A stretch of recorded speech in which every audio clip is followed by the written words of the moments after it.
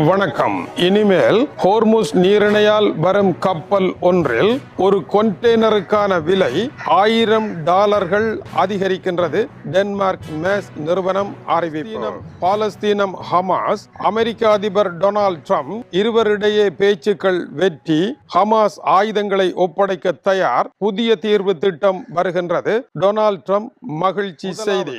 அமெரிக்க அதிபர் Donald Trump 2025 ஆண்டு October மாதம் முன்வைத்த காசாவிற்கான தீர்வு திட்டத்தை இப்பொழுதுதான் தாங்கள் எட்டி தொட்டிருக்கின்றோம் என்றும் இந்த அமைதி முயற்சி வெற்றி பெற்றிருப்பதாகவும் அறிவித்திருக்கின்றார். இஸ்ரேலிய பிரதமர் பெஞ்சமின் நெட்டன்யாகுவை அமெரிக்காவினுடைய வெள்ளை மாளிகைக்கு அழைத்து அவருடன் பேசியதன் பின்னர் பாலஸ்தீனம் தொடர்பாக டொனால்ட் ட்ரம்ப் வெளியிட்டிருக்கின்ற முக்கியமான கருத்து இதுவாகும். டொனால்ட் ட்ரம்ப் என்ன சொல்ல போகின்றார் என்று நாங்கள் காத்திருக்கின்றோம் என்று நேற்று இஸ்ரேலிய பேச்சாளர் கூறியதன் பின்னதாக அவர் இதை சொல்லி இருக்கின்றார். இந்த தீர்வு திட்டத்தின் பிரகாரம் டொனால்ட் ட்ரம்ப் 20 அம்சங்களை அதில் இணைத்திருந்தார். இந்த 20 அம்சங்களிலும் இணக்கப்பாடு ஏற்பட்டிருப்பதாகவும் இதற்காக அரும்பாடுபட்ட துருக்கி, கட்டார், எகிப்து ஆகிய 3 நாடுகளுக்கும் தான் மகத்தான நன்றிகளை தெரிவிப்பதாக டொனால்ட் ட்ரம்ப் கூறியிருக்கின்றார். இந்த தீர்வு திட்டத்தின்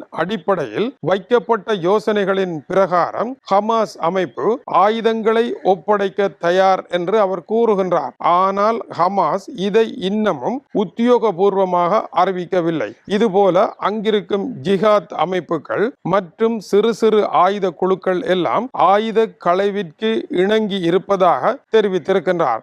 அவர்கள் ஆயுதங்களை ஒப்படைக்க அதற்கு ஏற்ப இஸ்ரேல் படிப்படியாக காசாவில் இருந்து முற்றாக வெளியேறிவிடும். அப்படி முற்றாக வெளியேற சர்வதேச படைகள் இஸ்ரேலிடம் இருந்து அதை தங்களுடைய கைகளில் பொறுப்பேற்றுக் கொள்ளும். அந்த சர்வதேச படைகளில் யார் இருப்பார்கள் என்று டொனால்ட் ட்ரம்ப் கூறவில்லை. ஆனால் காசாவில் இருந்து இனி இஸ்ரேலை நோக்கி ஒரு மோட்டார் செல் கூட செல்லாது இஸ்ரேல் மீது தாக்குதலை நடத்துகின்ற ஒரு பிரதேசமாக காசா இனிமேல் இருக்காது என்றும் டொனால்ட் ட்ரம்ப் தெரிவிக்கின்றார். அதன் பின்னதாக என்ன நடைபெறும்? சர்வதேச நிபுணர்கள் குழு ஒன்றும் பாலஸ்தீனத்தினுடைய நிபுணர்கள் குழு ஒன்றும் இணைந்த ஒரு புதிய ஆட்சி முறை உருவாகும். அந்த புதிய ஆட்சி முறை பாலஸ்தீன மக்களினுடைய எதிர்கால வாழ்க்கையை மிகவும் பிரகாசமாக அமைப்பதற்கும் அவர்கள் பட்ட துயருக்கு ஒரு விடிவை தருவது போல ஒரு புதிய முறை ஒன்று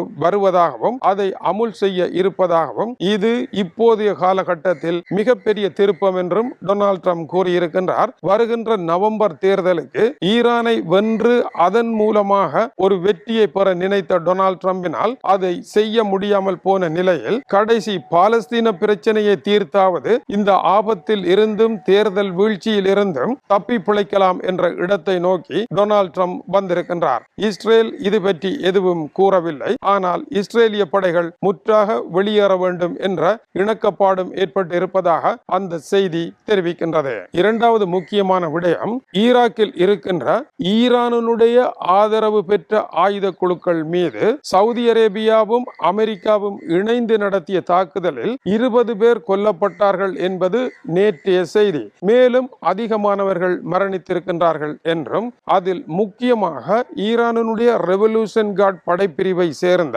4 முக்கிய ராணுவ ஆலோசகர்களும் அந்த தாக்குதலில் கொல்லப்பட்டிருக்கின்றார்கள் என்பது இப்பொழுது வெளியாகி இருக்கின்ற புதிய செய்தியாகும். எனவேதான் ஈரான் கடுமையான ஆத்திரமான குரலை வெளியிட்டிருக்கின்றது. அமெரிக்காவினுடைய ராணுவ தளங்கள் இனிமேல் மத்திய கிழக்கில் இருக்கக்கூடாது என்றும் பல ஆயிரம் கிலோமீட்டர்கள் தொலைவில் இருந்து இங்கு வந்து எங்களை ஆதிக்கம் செய்ய முடியாது என்றும் அவர்கள் ஒட்டுமொத்தமாக இங்கிருந்து வெளியேறிவிட வேண்டும் என்றும் கூறியிருக்கின்றது. எப்படி காசாவில் இருந்து இஸ்ரேல் முற்றாக துடைத்தறியப்பட வேண்டுமோ அதுபோல மத்திய கிழக்கில் இருந்து அமெரிக்க ராணுவ தளங்கள் முற்றாக துடைத்தறியப்பட வேண்டும் என்பது ஈரானுடைய இப்போதைய பிடிவாதமாக இருக்கின்றது. இதனால் சகல தளங்களிலும் தங்களுடைய தாக்குதல் வெடிக்கப் போவதாக அவர்கள் தெரிவிக்கின்றார்கள். இதேவேளை ராயல் யுனைடெட் சர்வீஸ் இன்ஸ்டிடியூட்டில் இருந்து மூத்த ஆய்வாளர் H.A. ஹெலியரனுடைய பேட்டி வெளியாகி இருக்கின்றது. ஈரான் எகிப்தில் இருந்த அமெரிக்க கப்பலின் மீது நடத்திய தாக்குதல் நேரடியாக ஈரான் தாக்கியதாக இல்லை. எகிப்து பிராந்தியத்தில் அமைந்திருக்கின்ற பராக்சி ஆயுத குழுக்களை வைத்து ஆளில்லா ஆளில்லா விமான தாக்குதலை ஈரான் நடத்தி இருக்கின்றது. எகிப்தின் மீது நடத்தப்பட்ட இந்த தாக்குதல் சொல்லுகின்ற செய்தி, போரை பரவலாக்கம் செய்வதற்கு நாங்கள் தயாராகிவிட்டோம் என்கின்ற செய்தியை ஈரான் சொல்வதற்கான ஒரு முயற்சியாகவே இருப்பதாக அவர் குறிப்பிடுகின்றார். அமெரிக்கா நேற்று 40 இலக்குகளில் ஈரான் மீது நடத்திய தாக்குதலின் பின்னர் இனிமேல் பொறுமை கடைபிடிக்க எதுவும் கிடையாது என்றும், போரில் என்னென்ன காரியங்களை எல்லாம் செய்ய முடியுமோ அத்தனையையும் செய்வதற்கு தாங்கள் தயாராகிவிட்டோம் என்று ஈரான் கூறியிருப்பது, ஈரான் இந்த போரை தனக்குள் மட்டும் தனியாக வைத்திருந்து மிக கடினமான ஒரு போரை எதிர்கொள்ளாமல் எல்லோரையுமே போர்க்களத்தில் வீழ்த்துவதன் மூலமாக இதில் யார் வென்றார் தோற்றார் என்பதை கண்டுபிடிக்க முடியாத பெரும் குழம்பிய குட்டையாக மத்திய கிழக்கை உருவாக்குவதற்கான முயற்சியில் ஈடுபட்டிருக்கின்றது என்பது அவருடைய கணிப்பாக இருக்கின்றது. இதைத் தொடர்ந்து ஈரான் ஐரோப்பிய நாடுகளுக்கு எச்சரிக்கை விட்டிருக்கின்றது. அமெரிக்கர்களுடைய விமானங்களுக்கு தங்குமிடத்தை வழங்குவீர்களாக இருந்தால் உங்கள் மீதும் தாக்குதல் நடைபெறும். ஈரானால் இதை சகித்துக் கொள்ள முடியாது என்று கூறியிருக்கின்றார்கள். உதாரணமாக ஐரோப்பாவில் சைப்ரஸ், பல்கேரியா ஆகிய இடங்களில் அமெரிக்க விமானங்கள் இறங்கி செல்லுகின்றன. இவர்களுக்கு நேரடியாக தொலைபேசி மூலமாக ஈரானுடைய வெளியுறவுத்துறை அமைச்சர் அப்பாஸ் அரக்சி, அமெரிக்காவுக்கு தளங்கள் வழங்கக்கூடாது, வழங்குவீர்களாக இருந்தால் நேரடியாக ஈரான் போரில் நீங்களும் ஈடுபட்டுள்ளீர்கள் என்ற முடிவிற்கே நாங்கள் வருவோம். ஆகவே இதை உடனடியாக நிறுத்துங்கள் என்று கூறியிருக்கின்றார். பல்கேரியா இது பற்றி ஈரானுக்கு தெரிவிக்கின்ற பொழுது, நாங்கள் அமெரிக்காவினுடைய விமானங்கள் எரிபொருள் நிரப்புவதற்காக மட்டுமே வழங்குகின்றோம், மற்ற எதையும் நாங்கள் செய்யவில்லை என்று கூறியிருக்கின்றார்கள். எனவே எரிபொருளை விற்கவும் கூடாது என்று நீங்கள் கூற முடியாது என்பது பல்கேரியாவினுடைய விளக்கமாக இருக்கின்றது. ஈரான் ஐரோப்பாவிற்கு விடுத்திருக்கின்ற எச்சரிக்கை மேலும் பல நாடுகளுக்கு அதிர்ச்சியை ஏற்படுத்தி இருக்கின்றது. ஐரோப்பா இனிமேல் அமைதியாக இருக்க முடியாது என்பதை ஈரான் உணர்த்தி இருக்கின்றது. எனவே போர் பரவலாக்கம் என்பது தனியே மத்திய கிழக்கு மட்டும் அல்ல, ஐரோப்பா நோக்கியும் பரவுவதற்குரிய சமிக்ஞையாக இது இருக்கின்றது. ஐரோப்பாவினுடைய பொருளாதார மையங்கள் மிக பெரும் அபாயமான குறியில் இருப்பதையும் மறுத்துவிட முடியாது. அதைத்தான் கிறிஸ்டியான் மௌரிட்சன் பொருளாதார ரீதியாக உலகம் பெரும் பிரச்சனைகளை சந்திக்க போகின்றது என்று குறிப்பிட்டிருக்கின்றார். அமெரிக்கா பிரிட்டனினுடைய தளங்களை இனிமேல் தமக்கு எதிராக பாவிக்க கூடாது என்ற கருத்தையே சுட்டிக்காட்டுகின்றது. இப்படியான நெருக்கடிகளினால் டென்மார்க்கினுடைய மேஸ்ட் நிறுவனம், மிகப்பெரிய கப்பல்களில் பொருட்களை ஏற்றுமதி செய்கின்ற நிறுவனம், இனிமேல் செலவுகள் கட்டுப்படியாகாது என்றும், ஹோர்முஸ் நீரிணையால் தாங்கள் பயணிப்பதில்லை என்றும், ஆனாலும் இனிமேல் பயணிக்கக்கூடிய ஒரு சூழ்நிலை வருமாக இருந்தால் பழைய கட்டணங்களில் பயணிக்க முடியாது என்றும் முன் அறிவிப்பாக ஒரு கொண்டெய்னருக்கு மேலதிகமாக $1000 அதிகரிக்கப்படுவதாக தெரிவித்திருக்கின்றது.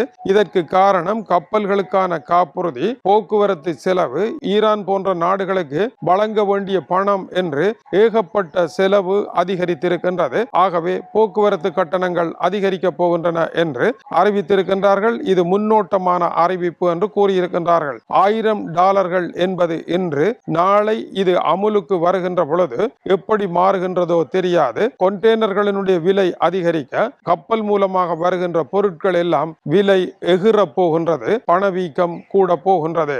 மேலும் பல முக்கிய சம்பவங்கள் நடைபெற்றிருக்கின்றன. எங்கும் கேட்க முடியாத அற்புதமான செய்திகளை எல்லாம் எடுத்து வந்து உங்களிடம் தந்து மகிழ்கின்றோம்.